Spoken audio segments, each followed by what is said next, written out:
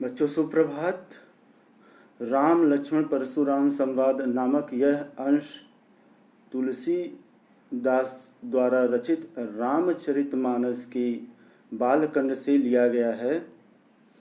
राजा जनक के दरबार में आयोजित सीता स्वयंवर में सभी राजा महाराजाओं की उपस्थिति में श्री राम ने स्वयंवर की शर्त पूरी करते हुए धनुष को तोड़ दिया। इस शिव धनुष से ऋषि परशुराम का विशेष लगाव था। धनुष टूटने का समाचार जब परशुराम को मिला तब वे बहुत क्रोधित हुए और सभा स्थल की ओर आए। जब वे सभा स्थल में पहुँचे तो श्री राम उनको क्रोधित देखकर बोलते हैं,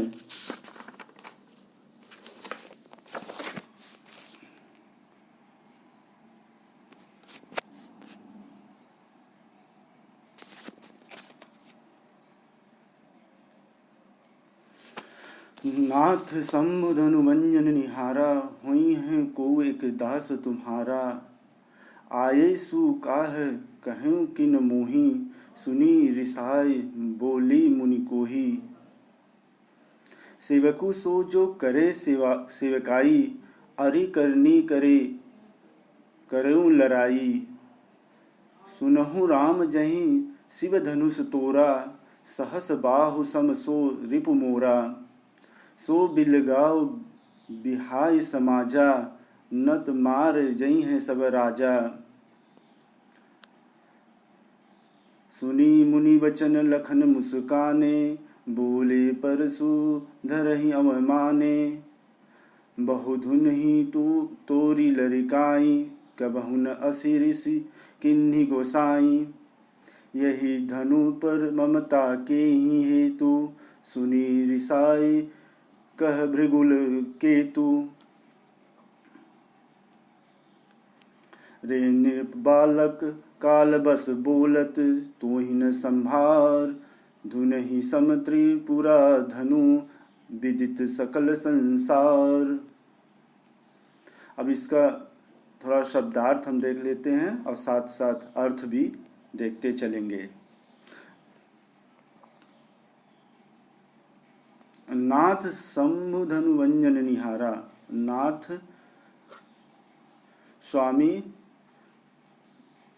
शंभु धनु, शंभु शिव का, धनु मतलब धनुष, भंजन निहारा तोड़ने वाला।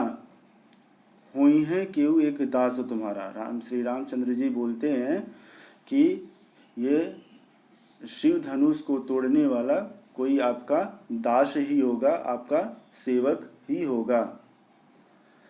आये सु काह कहीं किन मोही, सुनी रिसाय बोले मुनि कोही।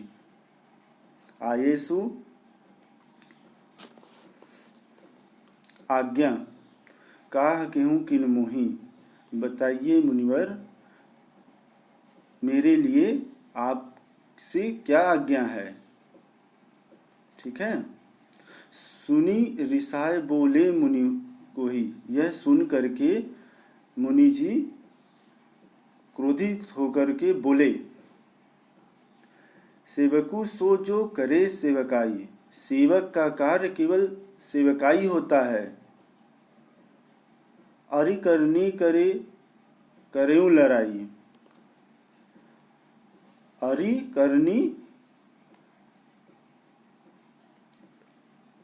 अरि करनी का मतलब होता है शत्रु, करी करेऊ लड़ाई।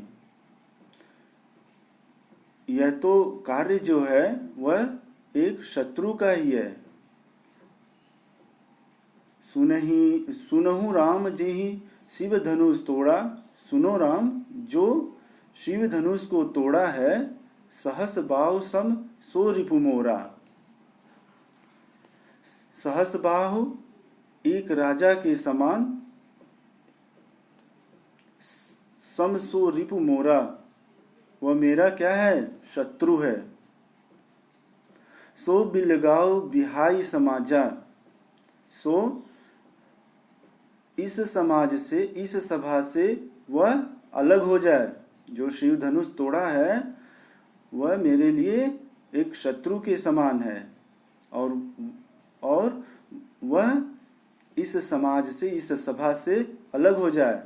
न तो मार जई है सब राजा, नहीं तो सभी राजाओं की मृत्यु संभव है, सभी राजा मारे जाएंगे। सुनी मुनि वचन लखन मुस्काने, सुनी मुनि वचन, मुनि के वचन को सुन करके लक्ष्मण जी मुस्काने मतलब हंसने लगे, मुस्काने लगे। बोले परशु धरहि अवमाने, बोले परशु धरि अवमाने, और उनके ऊपर व्यंगात्मक, परशु मतलब परशुराम के ऊपर, धरहि व्यंग बोलते हुए बोलते हैं, धरहि उनके ऊपर व्यंग बोलते हैं लक्ष्मण जी। बहु धुनहि तोरी करिकाई लरिकाई, ऐसे बहुत सारे धनुष हम लोगों ने बचपन में तोड़े थे।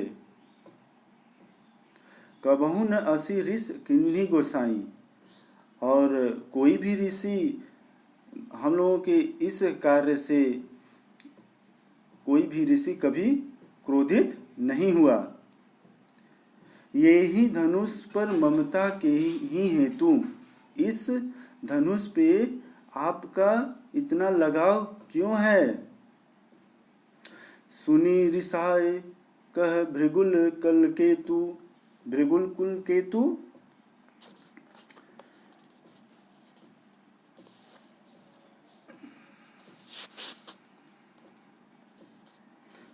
भृग वंश के गौरव, भृगुल कुल केतु भृग वंश के गौरव, यह सुन करके और क्रोधित हो जाते हैं और बोलते हैं, रे नृप बालक काल बस बोलत तो ही न संभार।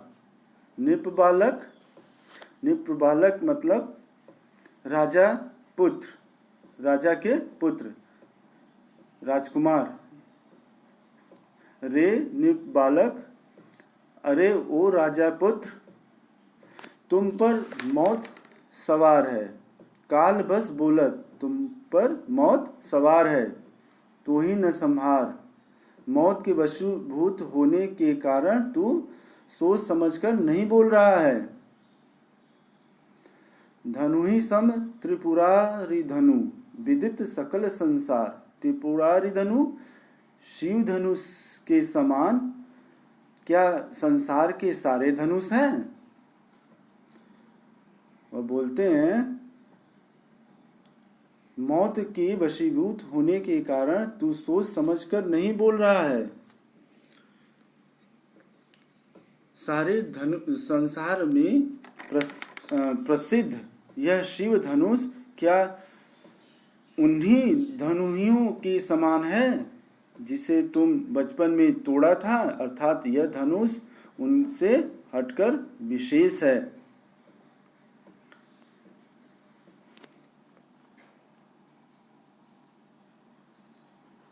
एक बार और हम लोग देख लेते हैं इसका अर्थ। जब क्रोधित होकर के परशुराम सीता स्वयंवर में पहुंचते हैं तो श्री राम बोलते हुए कहते हैं,